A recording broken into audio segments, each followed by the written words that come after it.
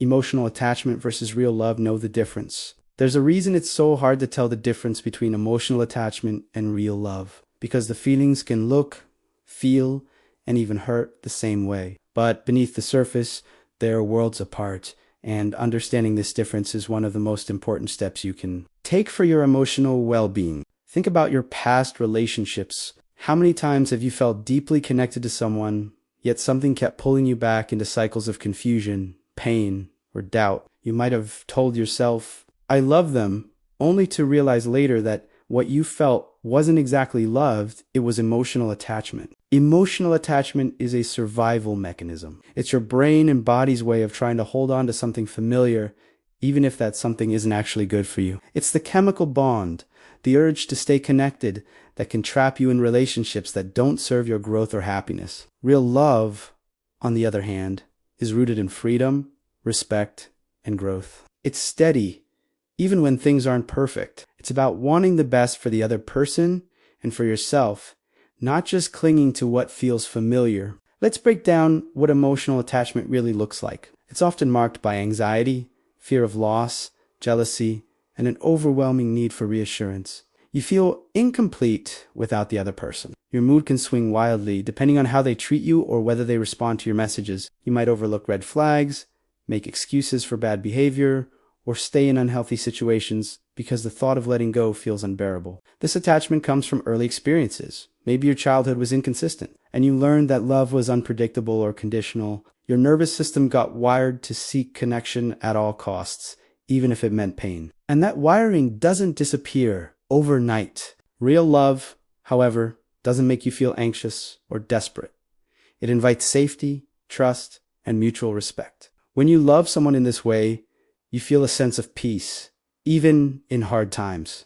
You don't need constant validation. You don't lose yourself trying to hold on. One way to tell the difference is by how the relationship affects your sense of self. Emotional attachment can feel like losing yourself in the other person. You put their needs before yours. Ignore your own boundaries and prioritize keeping the relationship over your own happiness. Real love encourages both partners to be whole individuals who come together by choice, not need. It respects boundaries, supports independence, and fosters growth. Another key difference is how you handle conflict. Emotional attachment often leads to avoidance, overreaction, or trying to control the other person out of fear. Real love faces conflict with honesty, patience, and a willingness to understand. Now, you might be thinking, but isn't all love emotional? Isn't attachment part of love? And yes, there's overlap.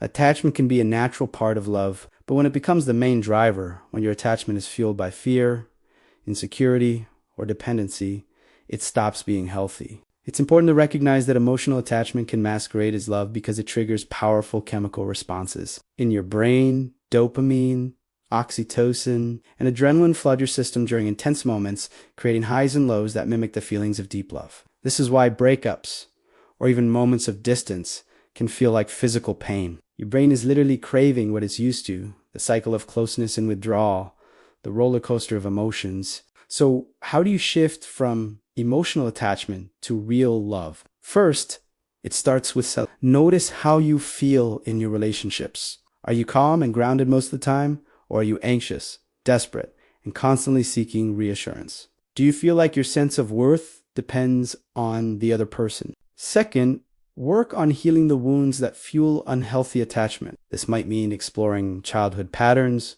practicing self-compassion, or seeking support from a therapist or a trusted community.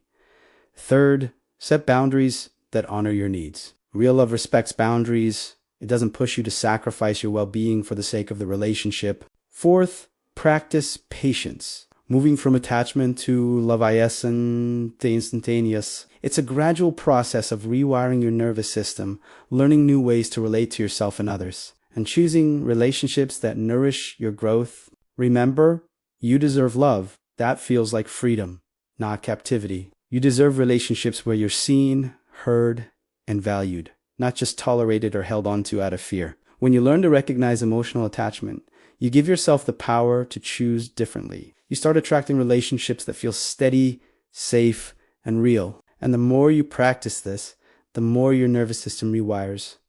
Calm becomes your new normal. Connection feels secure instead of shaky. Love becomes a source of healing instead of pain. So next time you feel overwhelmed by your emotions in a relationship, ask yourself, is this attachment or love? Am I holding on because I'm afraid to lose, or because this person truly adds value to my life? The answer to that question could change everything. If this video resonated with you, stay tuned. We'll explore more about how to cultivate real love and heal attachment patterns in the videos coming up next.